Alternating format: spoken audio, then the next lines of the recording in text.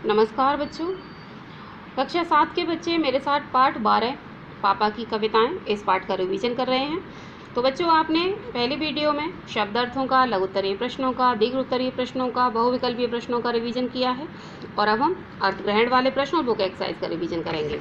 तो चलिए, इसमें अर्थग्रहण वाले प्रश्नों में पहला प्रश्न है, इस सब का अंत बहुत बुरा हुआ, लेखक ने ऐसा क्यों कहा है?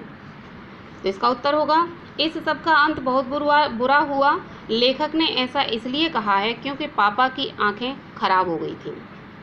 लेखक ने ऐसा इसलिए कहा है क्योंकि पापा की आंखें खराब हो गई थीं। प्रश्न नंबर 2, पापा ने कंबल के नीचे छिपे छिपे कैसे पढ़ना सीख लिया था?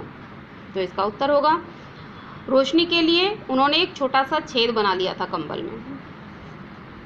रोशनी के लिए उन्होंने कंबल में एक छोटा सा छेद बना लिया था और इसीलिए वे कंबल के नीचे छिपकर पढ़ना सीख लिया था, इसीलिए वो कंबल के नीचे छिपकर पढ़ा करते थे। प्रश्न नंबर 3 है, निम्नलिखित शब्दों के अर्थ लिखिए। छिपे छिपे मीन्स छिपकर, लेटे लेटे मीन्स लेटकर। अब आते हैं बच्चों बातें भाषा की में, यानी व्याकरण पाठ में। तो इसमें प्रश्न नंबर 1 है, निम्नलिखित वर्णों को जोड़कर शब्द बनाइए। ये वर्ण विच्छेद है, इनको जोड़कर हमें नया शब्द बनाना है। द प्लस ई प्लस ला प्लस आ प्लस च प्लस अ प्लस स प्लस प प्लस अ, दिलचस्प। ग है, ख है, ग प्लस आ प्लस य प्लस अ प्लस ब प्लस अ, तो ये होगा गायब। इसके बाद ग वाला है, घ प्लस अ प्लस ण प्लस ई प्लस य प्लस आ प्लस ल प्लस अ, तो ये होगा घड़ियाल। इसके बाद अगला है घ वाला, ग प्लस अ प्लस र प्लस द प्लस अ प्लस न प्लस अ, गर्दन। इसके बाद न है, न प्लस ए प्लस प प्लस अ प्लस थ प्लस य प्लस अ, नेपथ्य माने पर्दे के पीछे। अब प्रश्न नंबर 2, निम्नलिखित शब्दों के समान अर्थ वाले शब्द लिखिए। समान अर्थ माने समानार्थी मीन्स पर्यायवाची। सुबह, सवेरा और भोर, आँख, चक्षु और नेत्र, सिर, खोपड़ी और कपाल, चेहरा, मुखड़ा और मुखमंडल, रात का रात्रि और निशा, पुस्तक का किताब और पोथी, आवाज़ का ध्वनि और स्वर, सफ़ेद का श्वेत और उजला। अब आता है प्रश्न नंबर 3, नीचे दिए गए शब्दों के जोड़ों में से विशेषण पहचान कर लिखिए। ये जो शब्द हैं इनमें से विशेषण पहचानना है, कौन सा विशेषण है। नटखट पापा में नटखट विशेषण है क्योंकि पापा की विशेषता बताई जा रही है। रोचक कविता में कविता की विशेषता बताई जा रही है, तो रोचक शब्द विशेषण है। शर्मीले पापा, पापा के शर्माने की यानी उनके गुणों की विशेषता बताई जा रही है, तो शर्मीले शब्द विशेषण है। सजल आँखें माने आँखों की विशेषता बताई जा रही है, तो सजल शब्द यहाँ पर विशेषण है। मज़ेदार बातें, बातों की विशेषता बताई जा रही है, तो मज़ेदार शब्द विशेषण है। काला कंबल, कंबल की विशेषता बताई जा रही है, उसका रंग बताया जा रहा है, तो ये काला शब्द विशेषण है।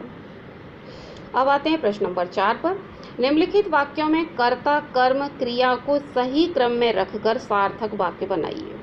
ये जो शब्द हैं इनमें से कर्ता, क्रिया और कर्म को एक सीक्वेंस में रखना है और सही शब्द बनाना है, सही वाक्य बनाना है।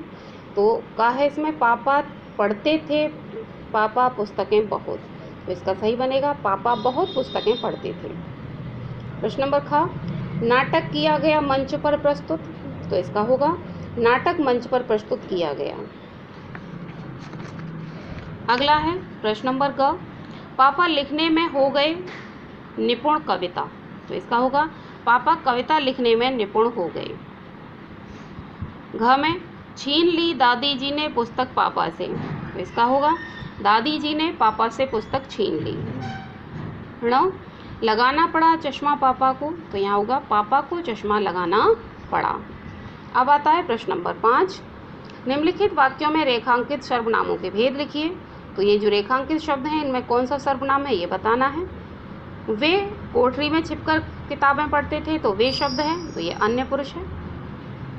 तुम्हें कम रोशनी में नहीं पढ़ना चाहिए, तो मैं शब्द मध्यम पुरुष है। मैं विद्यालय में कविता प्रस्तुत करूँगा, तो मैं उत्तम पुरुष है।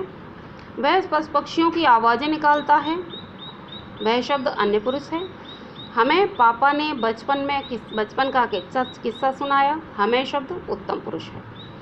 अब इसके बाद आता है बच्चों प्रश्न नंबर 6, निम्नलिखित वाक्यों से उद्देश्य छांट कर लिखिए। तो इसमें से उद्देश्य और विधेय छांट कर लिखने हैं। पहला प्रश्न इसमें क वाला, पापा को बचपन में पढ़ने का शौक था। तो इसका सही उत्तर होगा, इसका उद्देश्य इसमें क्या है, पापा। पापा शब्द इसमें उद्देश्य है। ख, मेहमान कविता सुनकर हंसने लगे। तो मेहमान इसमें उद्देश्य है। मीशा ने पशु पक्षियों की बोलियां निकाली। तो इसमें मीशा शब्द उद्देश्य है। घ में है, दादाजी ने लाइट बंद कर दी। तो दादाजी शब्द इसमें उद्देश्य है। और बिल्ली बाहर भाग गई। तो इसमें बिल्ली शब्द उद्देश्य है। अर्थात जिसके बारे में बात कही जाती है वो शब्द उद्देश्य होता है, वही संज्ञा या सर्वनाम शब्द उद्देश्य होता है। तो बच्चों इस तरह से आपने ये एक्सरसाइज का भी मेरे साथ रिवीजन किया है। अब आप घर पर इसका रिवीजन करेंगे, इसको लिख करके देखेंगे याद करने के बाद। धन्यवाद।